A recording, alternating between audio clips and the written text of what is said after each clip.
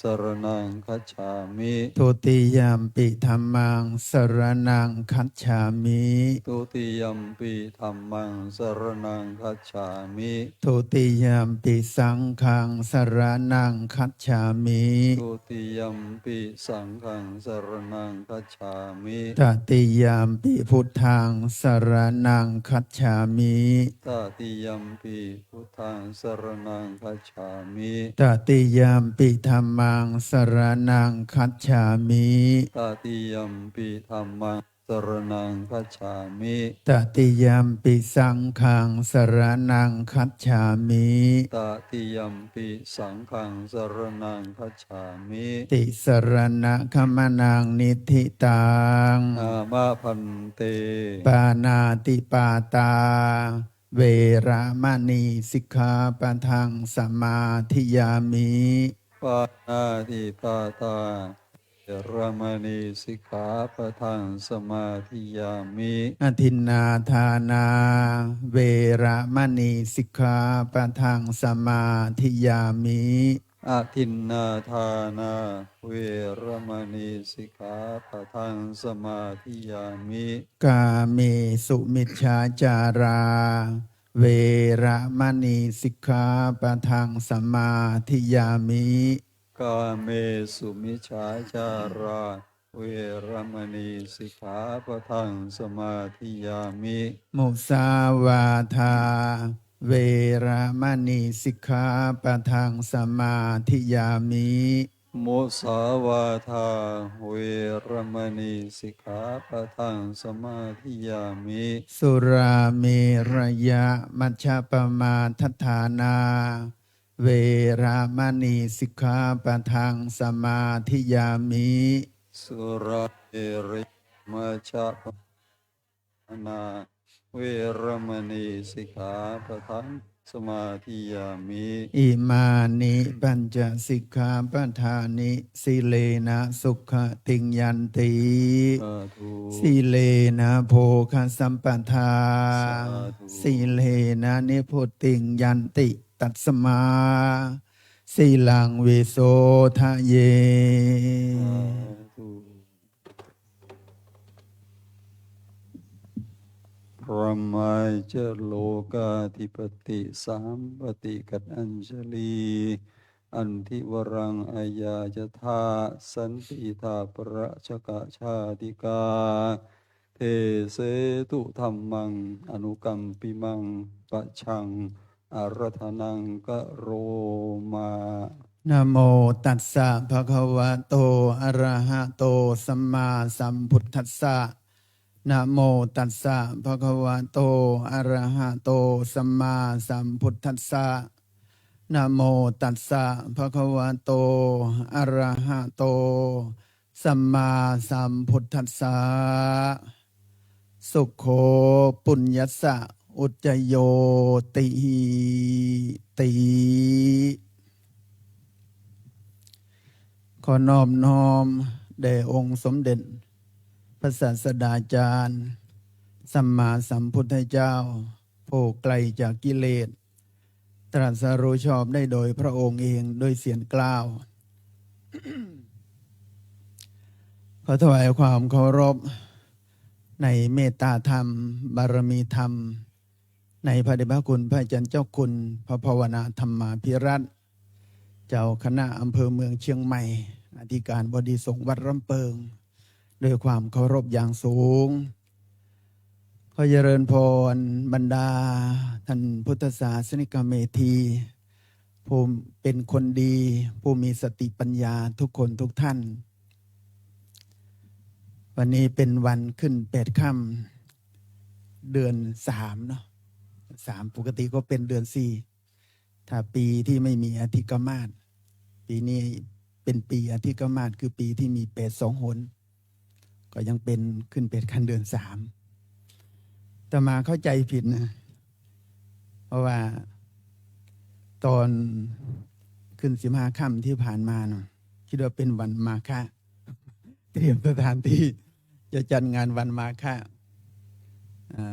ปักธงทำความสะอาดประดับประดาโยมก็เข้าวัดมาเขาเห็นหลวงพี่ทำอะไร เตรียมสถานที่เป็นวันมาฆบูชาเขาบอกหลวงพี่ดูปฏิทินหรือยัง แล้วทำไมล่ะเขาบอกปีนี้เป็ด2 คนนะหลวงพี่นะ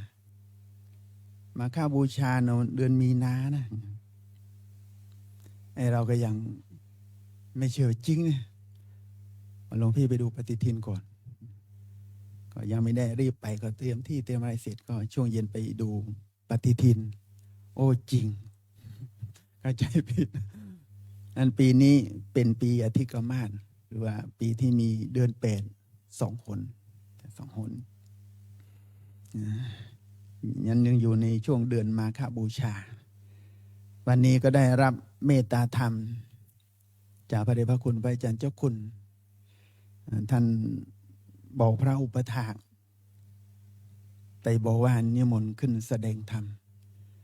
ก็จะเดินมาบิณฑบาตอยู่แล้วใช่ไหมอันนี้ขึ้นแสดงธรรมก็เป็นโอกาสดีอย่างที่พระเดชพระคุณพระอาจารย์ท่านว่านานๆครั้งได้มาแสดงธรรมโยมฟังก็ยังดีหลายเดือนแล้วนะโยมเกือบเป็นปีแล้วได้มีโอกาสได้แสดงธรรมพรรษาที่ผ่านมาเล่าย้อนหลังสักหน่อยพรรษาที่ผ่านมาก็ไม่ได้จำพรรษาที่วัดร่มเปิงไปจำพรรษาที่จังหวัดชัยภูมิโยมเขาอาราธนาให้ไปดูแลวัดให้เขาก็เขาเคยอนุเคราะห์อุปทานปัจจัย4ถือว่าได้โอกาสตอบแทนน้ำจิตน้ำใจของเขาก็แล้วกันแต่ก็มีเงื่อนไขว่าไม่รับเป็นเจ้าวาด มีเงื่อนไขเป็นเบื้องแรกเลยคือไม่รับเป็นเจ้าวาดอันไม่ต้องหาเงื่อนไขอะไรมาผูกมัด เดี๋ยวไปดูแลให้บริหารให้ช่วง 3-4 เดือนเอาพรรษากฐินเสร็จก็ถือว่าจบภารกิจกันก็แล้วกัน ก็ไปช่วยดูแลให้ในช่วงพรรษาที่ผ่านมาได้รู้จักพระเถระผู้ใหญ่ในเขตอำเภอคอนสวรรค์ตั้งแต่เจ้าคณะอำเภอหลวงพ่อรองทั้ง2 รูปพระผู้ใหญ่หลายรูปหลายท่านด้วยกันเจ้าคณะอำเภอก็พรรษาเท่ากันแล้วท่านก็เคยมาอบรมที่วัดพระธาตุศรีจอมทองคุยกันไปคุยกันมาท่านบอกว่ามีโอกาสได้ถ่ายรูปกับพระเดชพระคุณพระอาจารย์เจ้าคุณรู้จักพระอาจารย์เจ้าคุณไปบรรยายให้ฟังเลยเข้ากันง่ายเลยงั้นนี่โยม ไปกันได้ด้วยดีเลยโชคดีบอกกับพระผู้ใหญ่ที่ท่านเป็นรองทั้ง2 รูปท่านก็เมตตาธรรมให้ความอนุเคราะห์เป็นอย่างดีก็สรุปช่วงพรรษาที่อยู่ก็เป็นที่พอใจของพระเถระเจ้าคณะอำเภอท่านก็ขอให้อยู่ด้วยกันโดยมีตำแหน่งมีเงื่อนไขตำแหน่งที่จะผูกมัดตั้งตำแหน่งเจ้าวาดตำแหน่งเจ้าคณะตำบล บอกว่าผมไม่ขอรับแล้วครับ ไม่ขอรับไม่ถนัดงานการปกครองการเผยแพร่ก็ยินดีที่จะช่วยยินดีที่จะช่วยก็ไปพัฒนาวัดให้เขาจนเป็นที่พอใจของศรัทธาญาติโยมพอสมควรจากวัดป่าก็ให้เป็นวัดที่มีหน้ามีตาพอดูดีได้ในช่วง 3-4 เดือนเสร็จภาระจากชัยภูมิก็ไปภาระต่อที่บุรีรัมย์ช่วงปีใหม่ก็มีงานเข้าปริวาสกรรมจัดงานมาปริวาสก็10 กว่าปีแล้วที่จัดกันมาก็เป็นกิจกรรมที่ทำประจำส่วนหนึ่งที่ทำกิจกรรมนี้เพื่อต้องการต้านกระแสชาวบ้านโดยทั่วไปในช่วงเทศกาลก็เรื่องของการกินเลี้ยงเฉลิมฉลองเป็นส่วนมากงานวัดโดยทั่วไปก็จะเป็นงานบันเทิงเทศกาลก็หมอลำทุกวันนี้หมอลำเพลินหมอลำซิ่งกันโยมสนุกสนานกันคนเต็มวัดแต่ไปกินไปเล่นกันใช่ไหมก็เลยเห็นจุดนี้ว่าถ้าเราปล่อยตามกระแสอย่างนี้ก็ไม่ไหวก็เลยขอกับหลวงพี่เจ้าวาดท่านก็ให้โอกาส ถ้าจัดได้ก็จัดกิจกรรมก็จัดมาตั้งแต่กิจกรรมโบสถ์ภาคฤดูร้อนมาก็มาเพิ่มในช่วงปีสงกรานต์ก็เป็นกิจกรรมโบสถ์ภาคฤดูร้อนแล้วก็ปีใหม่ก็ไม่จัดปริวาสกรรมคือในช่วงเทศกาลทำยังไงที่จะขวางพูดยังไงที่จะขวางการเล่นของเขาขวางเลยแหละขวางแบบประเภทว่าบางทีชาวบ้านบอกโอ้หลวงพี่เอาประเภทวันแทบจะไม่มีที่เวลามีงานไม่ว่าจะเป็นโรงหมอลำโรงลิเกไม่มีที่จะเล่นเลยไปปลูกต้นไม้กระถางไม้อะไรต่างๆเกะกะเขาต่อถึงกิจกรรมช่วงเทศกาลที่เขาจะเล่นเราก็ขวางเขาเหตุที่ขวางเพราะว่ามันได้รับการซึมซับจากที่อยู่กับพระเดชพระอาจารย์เจ้าคุณในเรื่องกิจกรรมที่ดีที่งานที่เป็นกุศลก็คิดถึงบ้านเกิดเมืองนอนตนเองแต่ก่อนก็ไม่รู้เรื่องจุดนี้พอได้ซึมซับคุณงามความดีส่วนนี้ก็น่าจะกระจายความดีถ้าอยู่ที่นี่มันก็กระจุกความดีนะโยมเนาะนั้นพอมันซึมซับความดีได้มั่งก็ไปกระจายไปมั่งกระจายความดีกระจายบุญได้ญาติโยมหลายคนหลายท่านช่วยกันกระจายบุญไปจนกิจกรรมจัดกันมาเป็นประจำปริวาสค่อนข้างจะภูมิใจค่อนข้างจะพอใจเพราะว่าปริวาสโดยทั่วไปแล้วบางทีก็ไปดูกิจกรรมไปช่วยกิจกรรมเขาบางทีมันก็ไม่ค่อยจะเป็นที่ประทับใจเท่าไหร่ในแง่ของพฤติกรรมของพระเราพฤติกรรมของพระแต่ที่วัดที่จัดเนี่ยค่อนข้างภูมิใจตรงที่ว่าคุณภาพของพระที่ไปถ้าคิดเป็นเปอร์เซ็นต์นี่คุณภาพสูงมากถึง90 กว่าเปอร์เซ็นต์เลยกัน88%คุณภาพของพระทางในแง่ของพรรษาทางในแง่ของคุณวุฒิในเรื่องการศึกษาในด้านปริยัติทางในแง่คุณงามความดีที่ท่านมีบารมีที่ท่านมีกิจกรรมค่อนข้างจะดีพอสมควรแล้วกิจกรรมนี้ก็เป็นที่พอใจของศรัทธาญาติโยมมากเป็นกิจกรรมที่ญาติโยมประทับใจเพราะได้เห็นพระไปปฏิบัติธรรมกันได้เห็นพระไหว้พระสวดมนต์เดินจงกรมนั่งสมาธิได้ทำบุญให้ทานกันญาติโยมก็มีความสุขกันนี่ก็เป็นกิจกรรมที่ทำในเรื่องในพรรษาในปีที่ผ่านมาที่ไม่ค่อยได้อยู่วัดแต่จากงานปริวาสก็ไม่ได้ขึ้นมาช่วยงานวันทำบุญอายุวัฒนะของพระเดชพระอาจารย์เจ้าคุณว่าติดพันงานต่ออีกเปิดที่วัดหลวงพี่เจ้าว่าท่านจะฉลองโบสถ์ในปีหน้าเสร็จงานปริวาสท่านก็ช่วยกันให้ไปหาไม้เอามาทำโต๊ะทำเตียงทำอุปกรณ์ที่จะเตรียมงานในแต่ละวันก็ไม่ค่อยได้อยู่วัดฉันเข้าเช้าเสร็จก็ไปอยู่ทุ่งนาไปอยู่ป่ากันอยู่ไปทำอะไรไปขนต้นไม้กันไปตัดต้นไม้กันไปก็ยังคิดว่าตรงไหนเทวดาคงจะไม่พอใจหน้าดูรุกเทวดาเนาะไปทำลายวิมานเขาละมั่งแต่ทุกครั้งก็จะบอกรุกเทวดาจะมีอยู่หรือไม่มีอยู่ก็ไม่รู้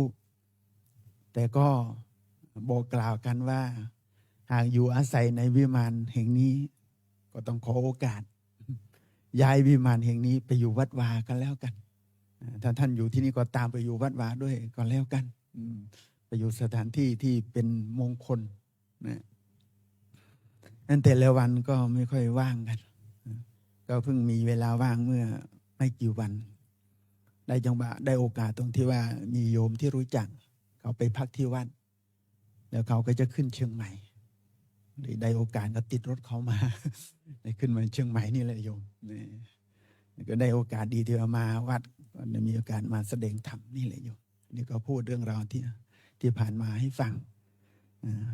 ว่าแม้ไม่เห็นหน้ากันไม่ได้พบหน้ากันแต่ก็ไม่ใช่ว่า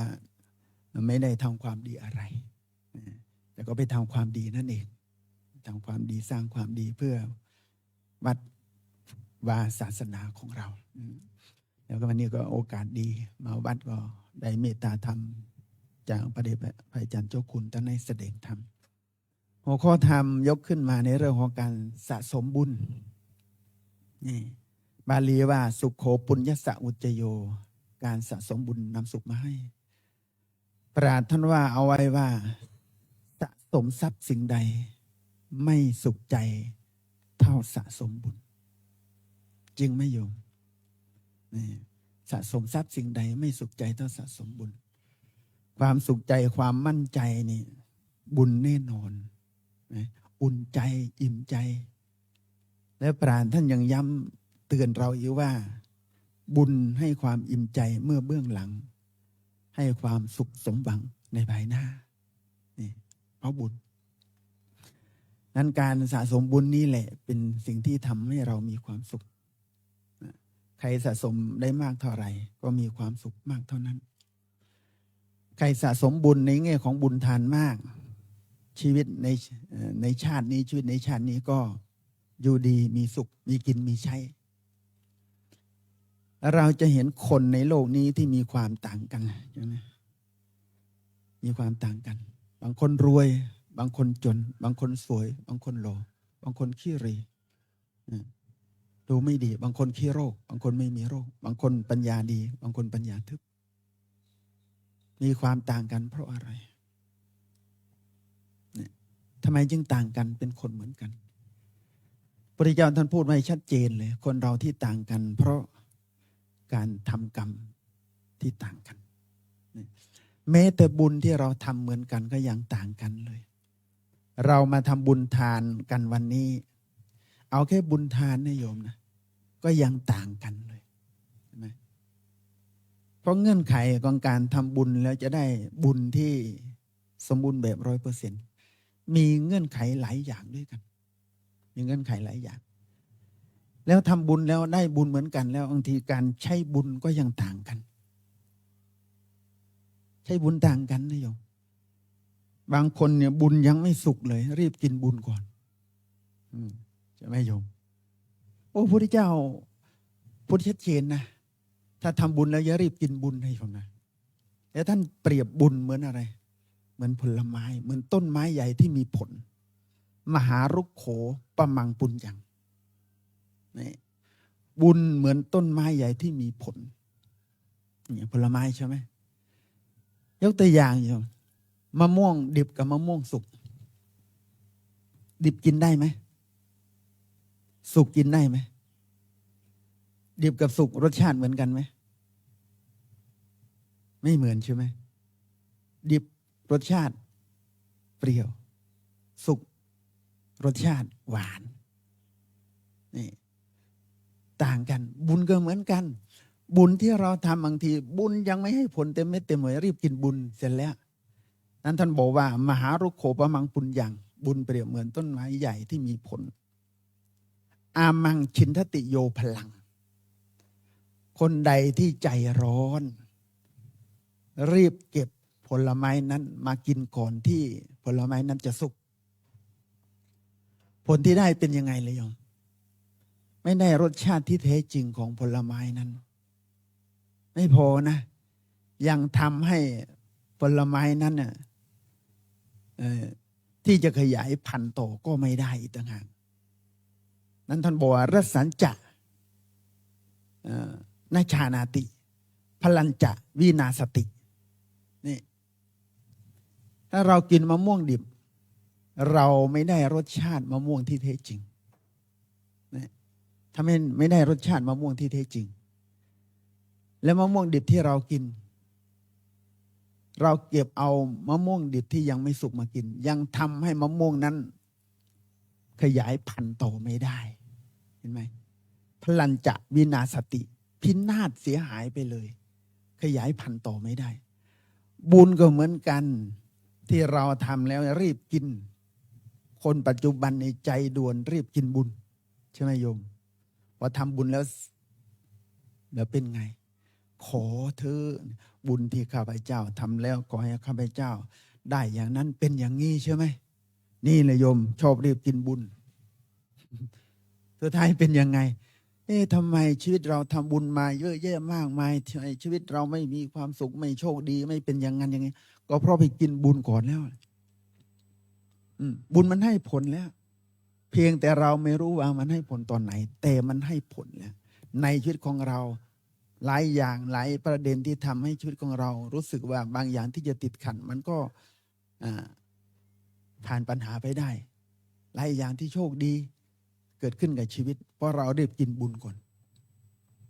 นั้นบุญที่ทำก็หมดนะไม่มีต่อนี่โยมอย่ารีบกินบุญกันนะปล่อยให้บุญมันสุกก่อนแล้วเราจะได้กินบุญแบบรสชาติที่หวานหอมอร่อยนี่เยอะปัจจุบันคนรีบกินบุญกันทำบุญปุ๊บปั๊บเอาแล้วรีบกินบุญก่อนผลไม้มะม่วงหรืออะไรก็ตามให้มันสุกก่อนแล้วค่อยเก็บมากินมันจะหวานอร่อยนี่โยมเห็นไหมแค่ทำบุญก็ยังต่างได้บุญก็ยังต่างกันเพราะการใช้บุญไม่เป็นทำบุญไม่เป็นโยมอันบุญทานเนี่ยแม้แต่การที่เราจะทำบุญทานทำเหมือนกันที่ว่าทำไมมันต่างกันเราจะให้ทานหลังท่านมีไว้ชัดเจนโยมทั้งอะไรล่ะวัตถุสัมปทาใช่ไหมเจตนาสัมปทาวัตถุสัมปทา บุคคลที่เราจะทำบุญด้วยบุคคลที่เราจะทำบุญด้วยเป็นบุคคลประเภทไหนโยมปุถุชนกัลยาณปุถุชนอริยชนประเภทไหนเลยโยมหลายคนก็ไม่ได้เลือกไม่ได้พิจารณาเนี่ยเอาแค่ได้สักทำบุญนั้นการทำบุญก็ต้องเลือกบุคคลที่เราจะให้ทานทำบุญให้ทานความต่างมันก็เกิดขึ้นแล้วเพราะบุคคลที่ให้ทานท่านเปรียบเหมือนที่นาถ้าที่นาน่ะที่เราจะปลูกพืชปลูกอะไรก็ตามถ้าที่นาที่ไร่ของเราดินไม่ดีดินเป็นที่ดินเค็มดินมีหินมีกรวดดินไม่มีแหล่งน้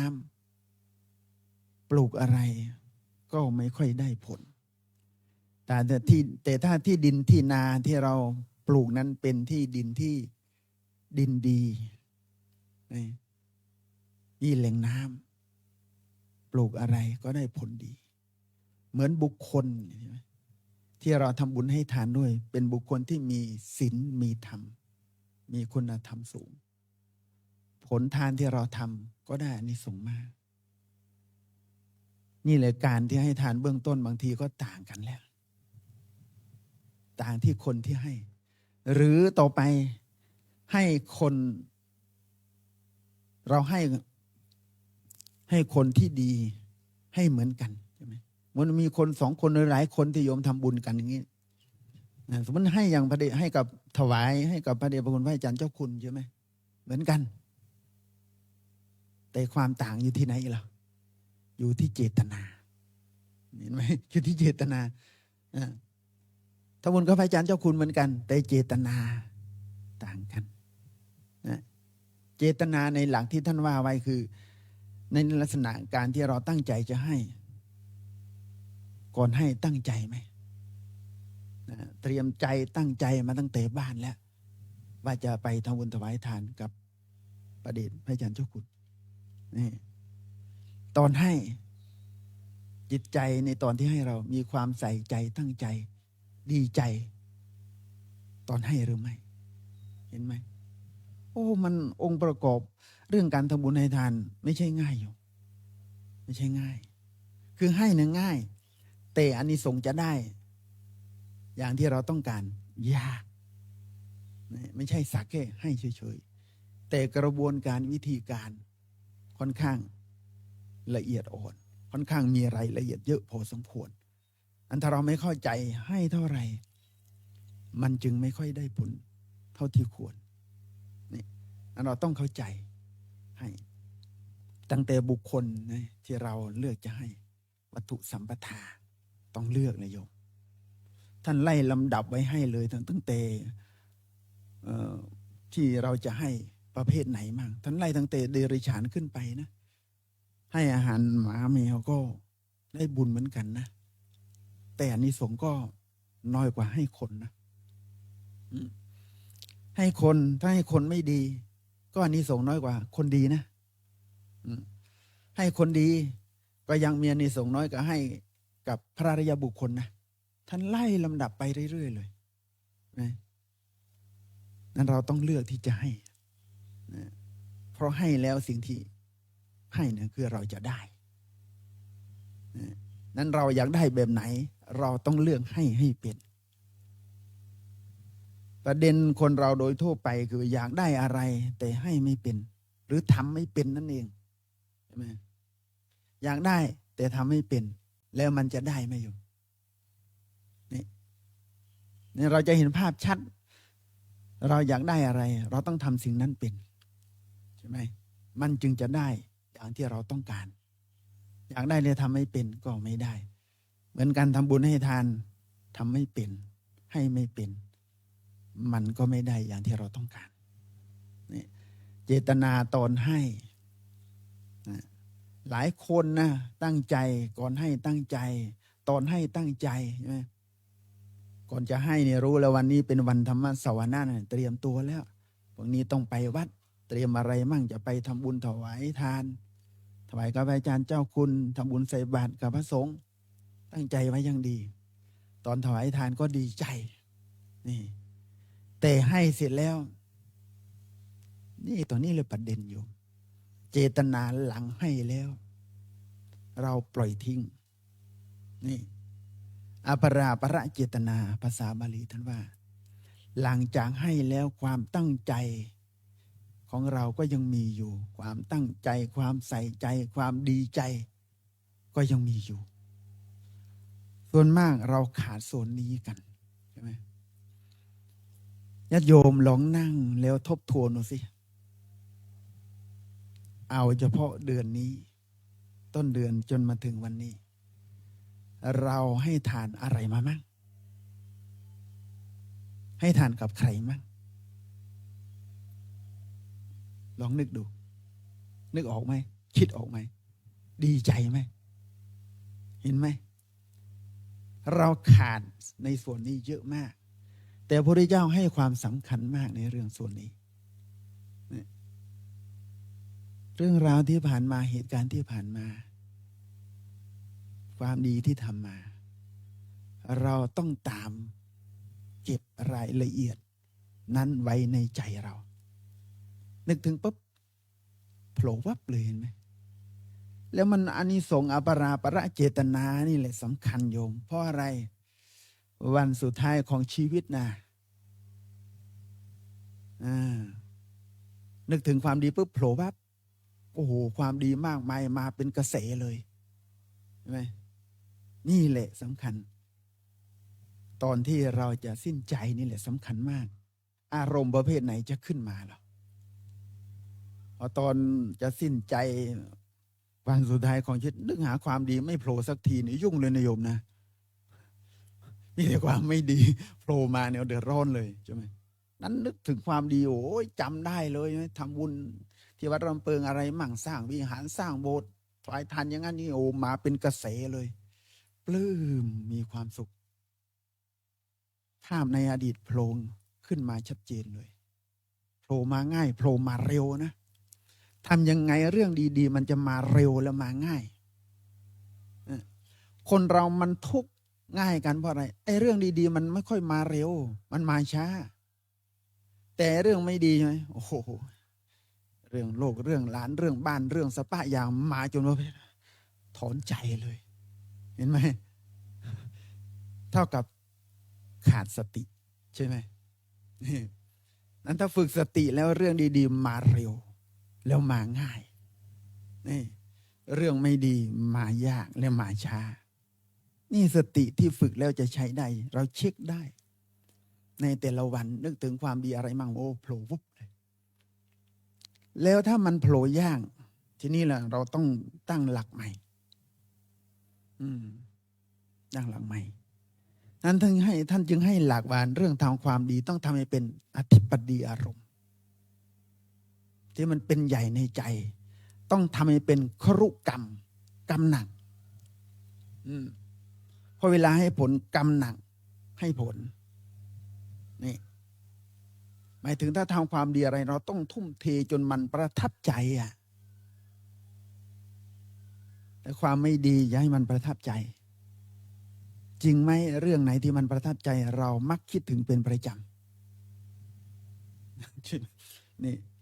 มันประทับใจคิดถึงเป็นประจำเลยโอ้สตินี่เร็วมากนี่ระลึกถึงเรื่องที่เราประทับใจใช่ไหมนั้นต้องทำให้เกิดตัวอะไรภาษาพระเรียกว่าต้องสร้างเวทนาให้มากไอ้ความประทับใจเป็นตัวเวทนาที่มันเป็นเวทนาที่เป็น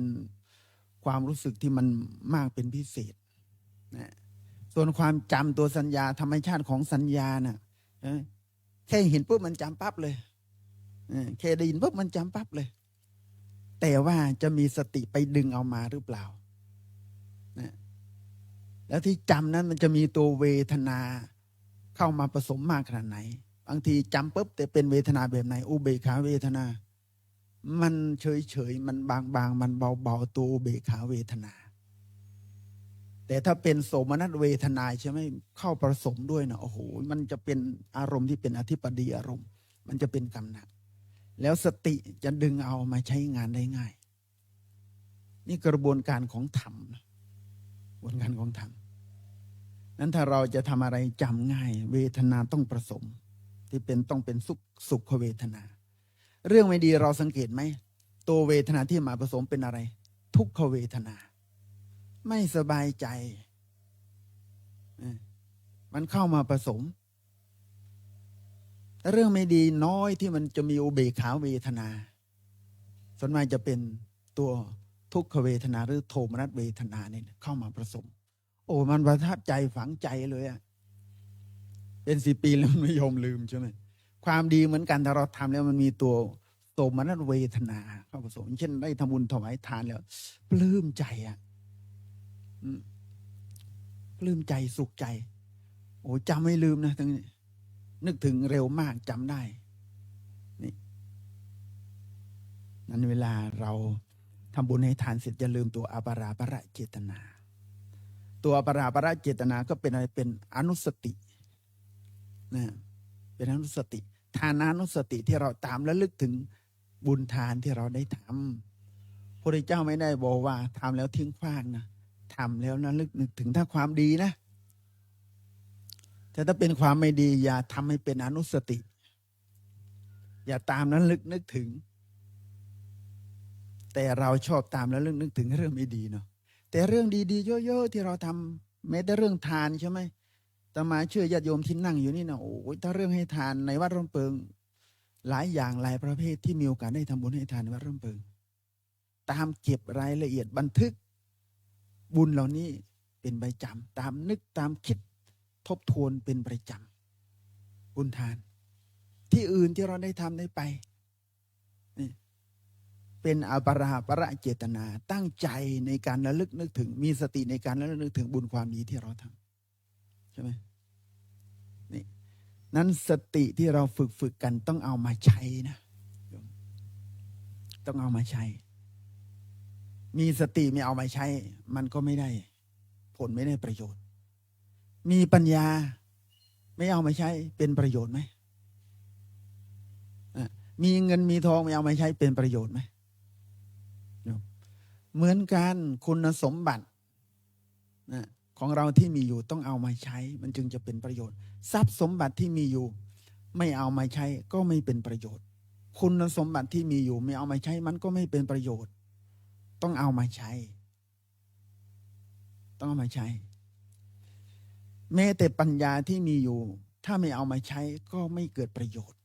ปัญญามีอยู่มาเพื่อใช้ให้เป็นประโยชน์นี่ศัพท์คำว่าปัญญาพระพุทธเจ้าใช้เยอะมากเลยที่ท่านใช้เยอะเพราะอะไรเพราะเป็น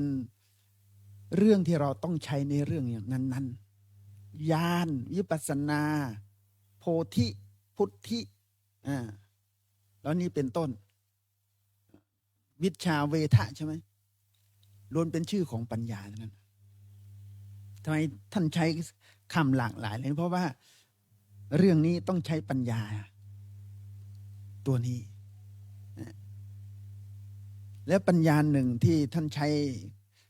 คำแทนปัญญาเรียกว่านิปปโกนิปปโกญาติโยมอาจจะเคยสวดด้วยซ้ำเคยได้ยินเลยเคยสวดด้วยซ้ำคำนี้อยู่ในสูตรไหนในกรีเมตสูตรนิปปโกเป็นคำนี้เป็นชื่อของปัญญาที่จะทำให้เราทำอะไรสำเร็จกิจทุกอย่างที่เราทำนี่เพราะปัญญานี่ที่ใช้คำว่านิปปโกคือเอามาใช้ในกิจในหน้าที่ในการงานในเรื่องราวต่างๆจะทำให้เราสำเร็จประโยชน์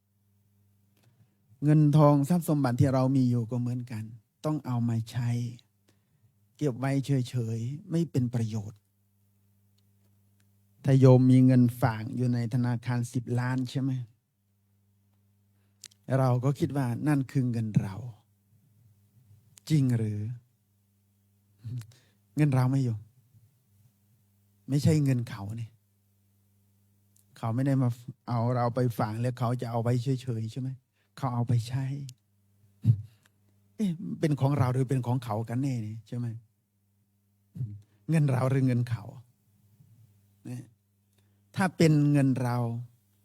ต้องได้ประโยชน์สิใช่ไหมแต่ตอนนี้เป็นของเขาถ้าเป็นของเราเมื่อเราเอามาใช้ถ้าเราไม่เอามาใช้ยังเป็นของเขาเป็นของธนาคาร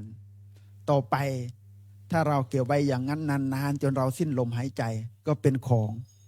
ลูกหลานเห็นไหมไหนล่ะของเรา เห็นไหมถ้าเป็นของเราต้องได้ประโยชน์จากเงินทองนั้นๆของที่ว่าเราเป็นของเรานั้นสิ่งที่เรามีอยู่เราต้องเอามาใช้มันจึงจะได้ประโยชน์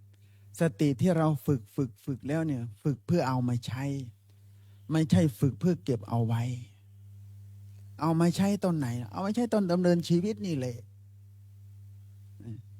เอาไม่ใช่ตอนดำเนินชีวิตนี่แหละที่เราเจอเรื่องราวเจอเหตุการณ์ต่างๆเนี่ยเอาสติมาใช้หรือเปล่านี่เจอเรื่องเจอราวเจอเหตุการณ์แล้วไม่ได้เอาสติมาใช้ขาดสติมันก็มีแต่อารมณ์ความรู้สึกดำเนินชีวิตไปด้วยอารมณ์ความรู้สึกไม่มีเหตุไม่มีผลที่ตามมาเราก็เดือดร้อนแต่ถ้าเราฝึกสติแล้วเอาสติมาใช้เราทำอะไรก็รอบคอบระมัดระวังมองเหตุการณ์ออกนี่สติไม่ได้อยู่ที่วัดสติต้องอยู่ที่ใจสติไม่ได้อยู่ที่วัดสติต้องอยู่กับชีวิตจะรู้ว่าใครมีสติได้ดีขนาดไหนมันรู้ได้ตอนเจอกับเรื่องราวในชีวิตรู้ไม่ได้หรอกที่มันนั่งหลับตาแล้วมาบอกว่ามีสติเป็นแค่คำพูดแต่พอเจอเรื่องราวในชีวิตตอนนั้นแหละเป็นไงมั่งสติสตังอยู่กับตัวหรือเปล่าใช่ไหมพระเจ้าจะให้หลักเลยทั้งในแง่ของคุณธรรมของคนทั้งในแง่สติปัญญาของคนท่านจะบอกไว้เลยเพราะสูตรนี้เป็นสูตรที่พระเจ้าประสิทธิโกศลคุยกับพระพุทธเจ้าในชดินสูตรสไตล์ชดินสูตร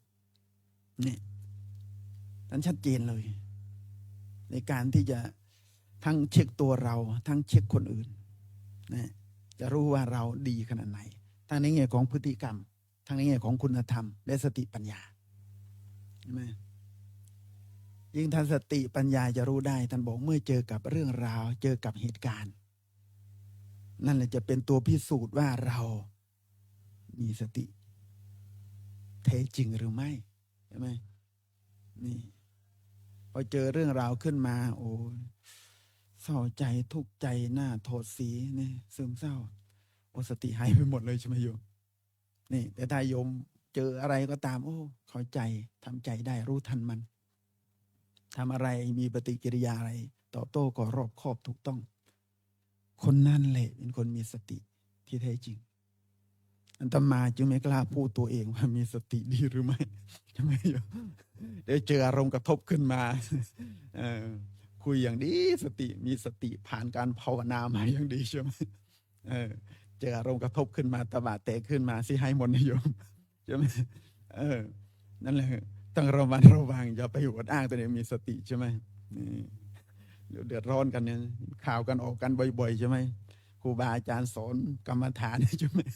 เจอเรื่องราวขึ้นมาเป็นไงเสียผู้เสียคนไม่มีสติแต่มาจึงไม่กล้าพูดว่าตนเองเป็นคนฝึกสติเท่าไหร่แต่บอกว่าพยายามที่จะมีสตินี่มันเสียหายนะพรรษาก็มากใช่ไหมแล้วบอกว่าอยู่ในสำนักปฏิบัติธรรมโอ้ยเจอเรื่องอะไรขึ้นมาเนี่ยไม่มีสติเสียหายแต่ก็พยายามที่ว่าบางทีจำลองเหตุการณ์นะโยมนะคือถ้ามันไม่มีอะไรมากระทบบางทีหรือว่ารู้สึกว่าใจเรามันเหมือนมันนิ่งมันดีอ่ะบางทีจำลองเหตุการณ์หาเรื่องปะทะหาเรื่องกระทบมันเกิดว่าใจเรากระเทือนหรือไม่ใช่ไหมมันต้องหาเรื่องพิสูจน์ในชีวิตถ้าเราทนกับแรงเสียดทานได้เนี่ยเท่าไหร่เนี่ยนั่นแหละจิตใจเราก็เข้มแข็งสติสมาธิปัญญาเราดีจากแรงเสียดทานนะของการกระทบบางทีหาทางพิสูจน์ในส่วนนี้เหมือนกันหาวิธีแต่มาชอบหาวิธีหลากหลายในการลองพิสูจน์ดูใช่ไหมพิสูจน์ดูต้องพิสูจน์ในแง่ที่ว่าหาที่เงียบๆคนเดียวนี้เป็นต้นหาทางพิสูจน์ในการที่ว่าอย่างเช่นสถานที่ไหนที่ว่าเขามีพวกตายหงตายหายใช่ไหมดึกดื่นเที่ยงคืนลองไปดูซิว่าสติสตังอยู่กับเนื้อกับตัวหรือไม่อยู่โอ้มันเห็นชัดเจนมาอยู่กับหมู่คณะงี้ใช่ไหมโอ้สติดีมากเอาไปอยู่คนเดียวอย่างนั้นเนี่ยเมื่อได้ยินเสียงอะไรแกรกเดียวเนี่ยคนมันลุกสู้ใช่ไหมเห็นไหมใจเรามันไม่หวั่นไหวเลยใช่ไหมเพราะอะไรมันเหมือนอยู่งี้มันมีเกราะกำบังให้อุ่นใจอยู่งี้มีไฟสว่างอยู่ที่ไม่มีไฟสว่างเป็นไงใจเรานี่นั่นสติท่านพระพุทธเจ้าท่านมีหลักในการที่ว่าภาษาที่ว่าสอบอารมณ์นั่นแหละนี่ก็เรื่องราวในการมาสอบอารมณ์สอบสติเราเลยทดสอบดูจริงหรือไม่ตระหนักรู้ทันเข้าใจหรือไม่นี่นั่นนี่มันจริงจะพิสูจน์ได้เราแน่ขนาดไหนหรือเรายังอ่อนแออยู่เรารู้ตัวเองหลอกตัวเองไม่ได้อยู่เราแน่หรืออ่อนแอเรารู้หลอกโยมได้หลอกคนอื่นได้ใช่ไหมฉันแน่ฉันเท่แต่พอเจอเรื่องราวต่างๆบางทีก็ไม่แน่ไม่เท่หรอกนั่นน่ะสติต้องเอามาใช้แล้วสติเนี่ยเอามาใช้ได้ดีมากในเรื่องความดีที่เราทำแล้วมันตามระลึกนึกถึงเป็นประจำนะโยมนะอันนี้ไม่เจตนามันต่างตรงที่เจตนาตั้งแต่ก่อนทำความตั้งใจความดีใจความสุขใจมีหรือไม่ขณะทำแต่มาเชื่อญาติโยมถ้าทำบุญกับพระอาจารย์เจ้าคุณใช่ไหมอย่าว่าแต่โยมแม้แต่ตมาเลยใช่ไหมได้มีโอกาสทำบุญกับพระอาจารย์เจ้าคุณก็ยังดีใจเลยตั้งใจเลยแล้วดีใจได้ทำบุญนี่แต่ประเด็นคือทำบุญเสร็จแล้วดีใจต่อหรือไม่ได้คิดถึงนึกถึงเป็นประจำหรือไม่นี่เป็นประเด็นงั้นเจตนาต้องครบทั้ง3ขณะเวลาปัจจยสัมปทาปัจจัยที่เราได้มาทำบุญแน่นอนอาตมาเชื่อทุกท่านที่ได้มาล้วนได้มาด้วยสัมมาอาชีพทั้งนั้นเลยสัมมาอาชีพจะได้มาในทางถูกต้องถูกทำแต่มีประเด็นต่อไปอีกวัตถุทานที่ให้นั้นประณีตดีขนาดไหนเห็นไหมโยม ดีขนาดไหนมีโยมคนหนึ่งแกนานแล้วเป็น10 กว่าปีแล้วแกมาปฏิบัติธรรมที่วัดเรานี่แหละและแกก็พูด แต่ก่อนสหกรณ์วัดลำเปิงเราของที่ขายขนมที่ขายใช่ไหมมันไม่ได้มีหลายเกรดมันก็มีแค่5 บาท 10 บาทใช่ไหมแล้วโยมแกอยากจะซื้อขนมใส่บาตรที่มันดีๆแกหาซื้อไม่ได้ แกไปเจอขนมราคา5 บาท 10 บาทแกบอกทำไมทางวัดไม่หาขนมอะไรดีๆมาขายมั่งนี่เป็น10 กว่าปีแล้วนะโยมแกพูดแกบอกไม่ยากหรอกหาของมาใส่ร้านไม่ต้องวิ่งไปหายกหูข้านำเสนอว่าโยมแกค่อนข้างก็ถ้าพูดตระกูลของเขาก็ในเชียงใหม่ก็ต้นๆเขาก็คุยให้ฟังเรื่องการจัดการเรื่องเหล่านี้ก็เลยได้ข้อคิดเห็นไหมแค่วัตถุทานที่เราทำบุญบางทีเราลืมคิดใช่ไหมลืมขัดสรรลืมคิดบางทีเราก็นี่เอานี่ก็ได้แล้วเห็นไหมความต่างเห็นไหมโยมรายละเอียดความต่างในชีวิตนะมันมีรายละเอียดปลีกย่อยเยอะที่เราต้องใส่ใจเข้าใจเนี่ยวัตถุเราได้มาถูกไหมปัจจัยต่างๆได้มาถูกสัมมาอาชีพได้มาถูกต้องแต่ประเด็นต่อไปคือว่าเป็นทานที่เราให้วัตถุทานให้มันมีมูลค่ามันมีคุณภาพขนาดไหนต่ออีกเห็นไหมนี่ประเด็นอีกต่ออีกใช่ไหมนั้นอย่างที่3คือตัววัตถุทายทานที่เราจะให้กระบวนการของการให้ทานให้แล้วจะได้ผลบริบูรณ์ขนาดไหนก็อยู่ที่เราเนี่ยทำเอาไว้หรือทำมาแล้วนั้นเราจึงเห็นความต่างของคนในโลกปัจจุบันที่มันต่างกันไม่เหมือนกันเพราะเกิดจากกรรมเกิดจากทานที่ทำกรรมที่สร้างมานั่นเองหลายคนที่เขาเกิดมาแล้วเขาพร้อมทุกอย่างก็เพราะอะไรกรรมที่ทำเอาไว้แล้วภาษาพระท่านบอกว่าปุรานันจะปุรานันจะปุญญังกรณียังนี่หมายถึงบุญเก่าที่เขาทำไว้ดีแล้วนั่นเองส่งผลให้เขาเกิดมาในชาตินี้เรียบพร้อมทุกอย่างบุญเก่าบุญโบราณนั่นเองภาษาบาลีปุรามาแปลเป็นภาษาไทยเป็นโบราณนั่นเองปุราณะโบราณแปลไทยอย่างอีกทีหนึ่งก็เก่าบุญเก่าเราได้ทำมาดีแล้วนั้นจึงทำให้คนต่างกันบางคนนี่ชอบให้ทานนะเรื่องให้ทานทุ่มเทเต็มที่เนาะเกิดมาดีทุกอย่างในเรื่องฐานะแต่ขาดเรื่องการภาวนา รวยแต่ไม่ฉลาดโยมรวยแต่ไม่ฉลาดก็ไม่ดีใช่ไหมบางคนไม่รวยแต่ฉลาดดีไหมก็ไม่ดีใช่ไหมตัวอย่างท่านที่ฉลาดแล้วจนนี้ไม่ดีปัญญาไวแต่ขาดปัจจัยเกื้อหนุนชีวิตไม่ดีท่านพาหิยะนี่ท่านพาหิยะนี่เป็นคนปัญญาไวมากตรัสรู้ไวฟังแป๊บเดียวฉับพลันเลยสาโตริบรรลุเลยนี่ปัญญาไวแต่ปัจจัยพื้นฐานชีวิตไม่ดีเป็นพระอรหันต์แต่ไม่มีโอกาสนุ่งห่มผ้าไตรน่าเศร้าใจไหมเป็นพระอรหันต์นะแต่ไม่มีโอกาสนุ่งห่มผ้าไตรนิยมนะเพราะไม่เคยทำบุญให้ทานเอาไว้ไม่เคยถวายผ้าไตรถวายผ้าจีวรเอาไว้แต่ถ้าเรื่องการศึกษาธรรมการปฏิบัติธรรมโอ้ท่านสะสมมาหลายภพหลายชาติทำให้ท่าน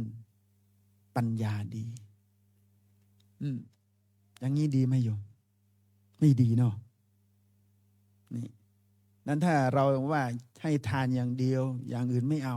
มันได้เฉพาะทานล่ะมีกินมีใช้แต่อย่างอื่นไม่ดีสุขภาพไม่ดีปัญญาไม่ดีดีไหมไม่ดี หลายคนไม่สนใจให้ทานสนใจในเรื่องของการศึกษาธรรมะปฏิบัติธรรมดีไม่ดีดีแต่พื้นฐานชีวิตไม่ดีต้นทุนชีวิตพื้นฐานชีวิตในเรื่องของฐานะไม่ดีมันก็ลำบากท่านพาหิยะนี่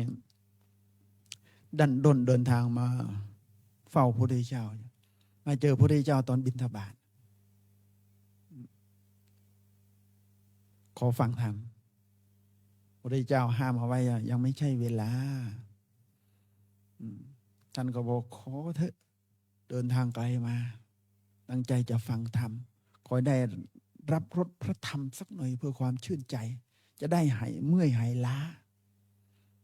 ท่านก็บอกว่ายังไม่ถึงเวลายังไม่ใช่เวลาท่านก็ขออีก3 ครั้งพระพุทธเจ้าเลยงั้นพาหิยะเธอฟังเห็นสักว่าเห็นได้ยินสักว่าได้ยินได้กลิ่นสักว่าได้กลิ่นอย่างนี้เป็นต้นท่านพาหิยะปิ้งเลยอรหันต์ขณะนั้นเลยโยมขอบวชพระพุทธเจ้าว่ามีบาตรมีผ้าไตรหรือยังถ้ายังไม่มีไปหาก่อนยังไม่ได้บาตรได้จีวรผ้าไตรเลยโยมโดนบัวขวิดตายหมดโอกาสนุ่งห่มผ้าไตรนี่เพราะไม่มีบุญตัวนี้ท่านว่าเอาไว้ว่าผู้ที่เป็นพระอรหันต์ที่ยังเป็นโยมถ้าฟังธรรมแล้วเป็นอรหันต์ถ้ามีบุญทานมาดีโยมเนี่ยได้ถวายบาตรได้ถวายผ้าไตรบุญส่วนนี้เทวดาจะเอามาให้แต่ถ้าไม่มีบุญส่วนนี้เป็นพระอรหันต์ก็ไม่มีบาตรมีผ้าไตรมาใช้เพราะไม่มีเทวดานำมาให้ท่านพาหิยะนี่เลยฟังธรรมเป็นพระอรหันต์พระพุทธเจ้าว่าเธอไปหาบาตรหาจีวรก่อนแล้วค่อยบวชสุดท้ายไม่ได้บวชเป็นพระนุ่งห่มผ้าไตรอยู่เพราะไม่มีบุญทานที่ทำเอาไว้ดูถ้าเราไม่ได้สะสมเอาไว้เป็นไงโยม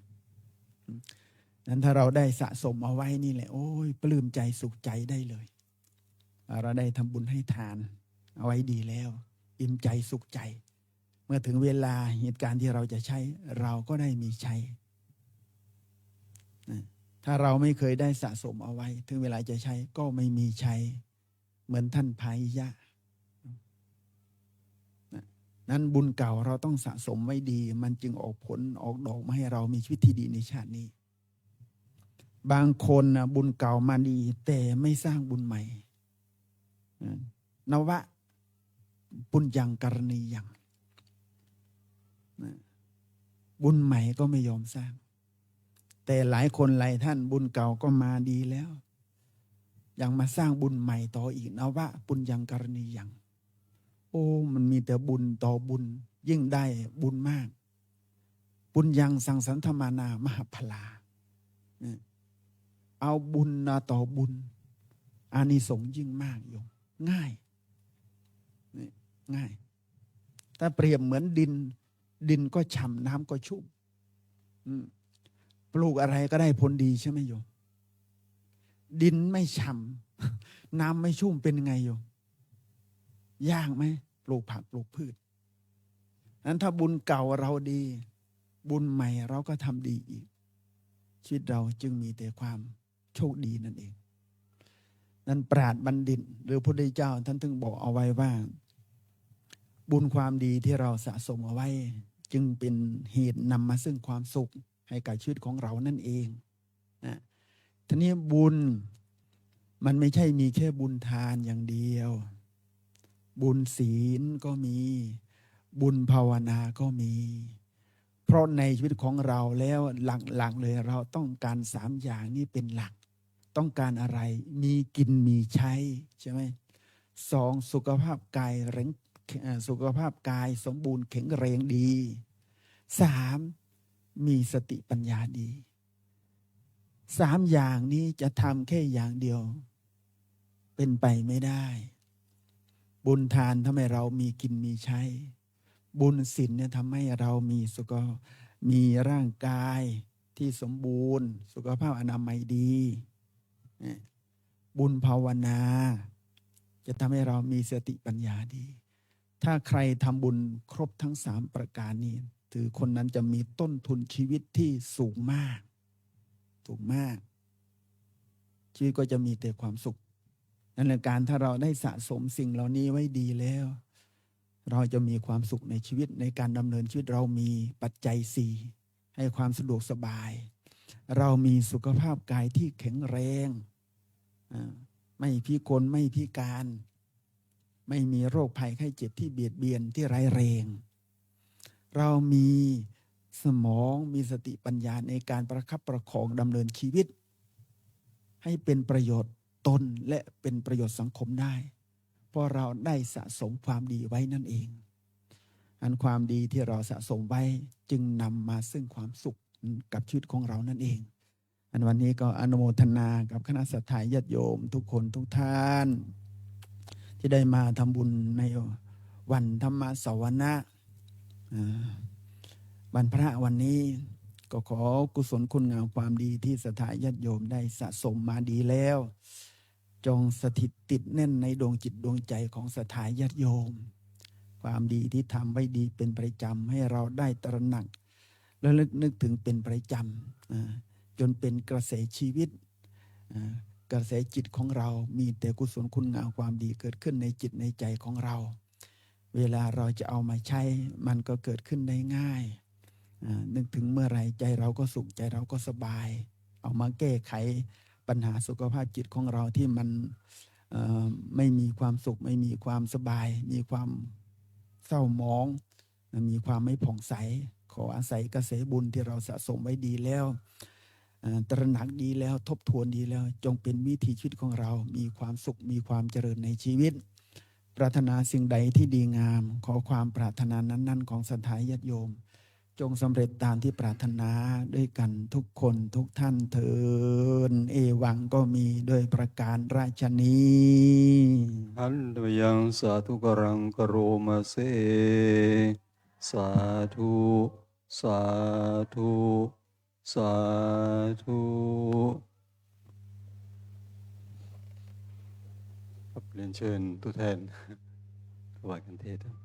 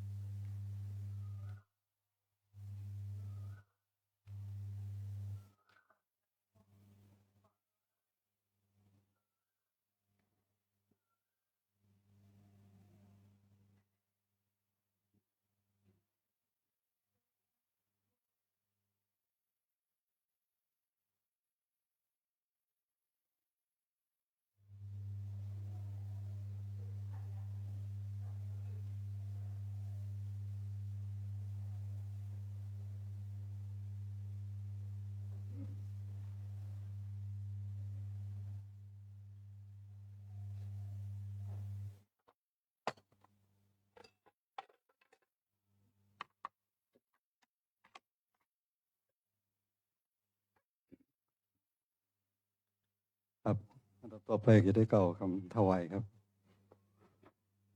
อันธรรมยังพุทธสสะภะคะวะโตปภาคณะมะกรังกโรมะเสภะคะวะโตอะระหะโต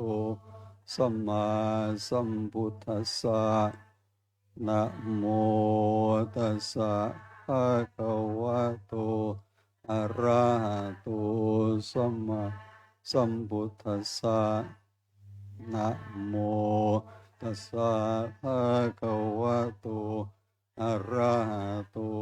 สัมมาสัมพุทธัสสะอิมานิมายังพันเตภัตตานิสัพปริวารานิภิกขุสังคัสสะโอโนชยามะสาธุโนพันเตภิกขุสังโฆอิมานิภัตตานิ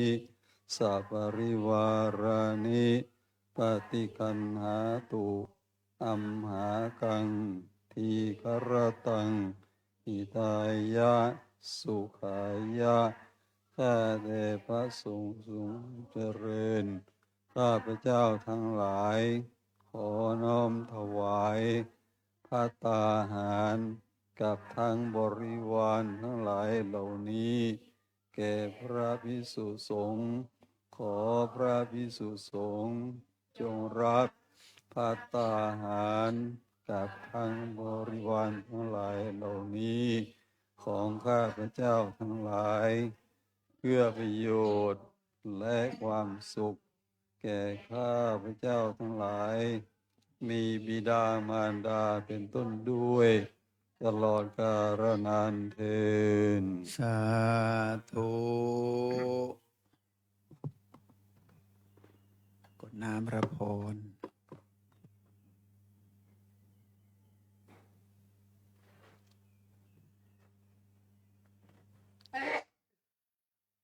ยะถา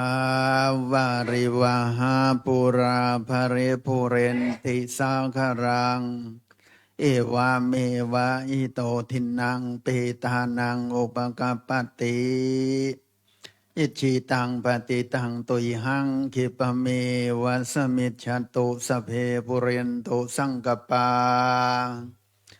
จันโทปนรโสยธามณิโชติระโสยธาสัพพิติโยเววันจันโตสัมภโรโควินาสตุมาเตภวัตวันตรายโยสุขิทีขายุโกภวะอภิวัตธนาสิเลสนิจังวุฒาปจายโนจัตตารโอธรรมวัฏฐานติอายุวันโนสุขังพลังอายุโทพลโททีโรวันนาโทปฏิภาณโทสุขาสัทธาตามเหทาเวสุขังโสอธิคารชันติอายุงภัตตวาพลังวันนังสุขันจะปฏิภาณโททีคาโยยานสวาโหติยานทายาทุปปาชาติเตียมภวันโตสัมภมังคลังรามขันตุสะปะเทววัตตาตาสัมพระพุทธานุภาเวนัสสัทธาโสทิภวันตุเตมภวะสัพพมังคลังราคันตุสะพระเทวตาสัพพระธรรมานุภาเวนัสสัทธาโสทิภวันตุเตภวตุสะพมังคลังราคันตุสะพระเทวตาสัพพระสังฆานุ ภาเวนัสสัทธาโสธีภาวันตุเต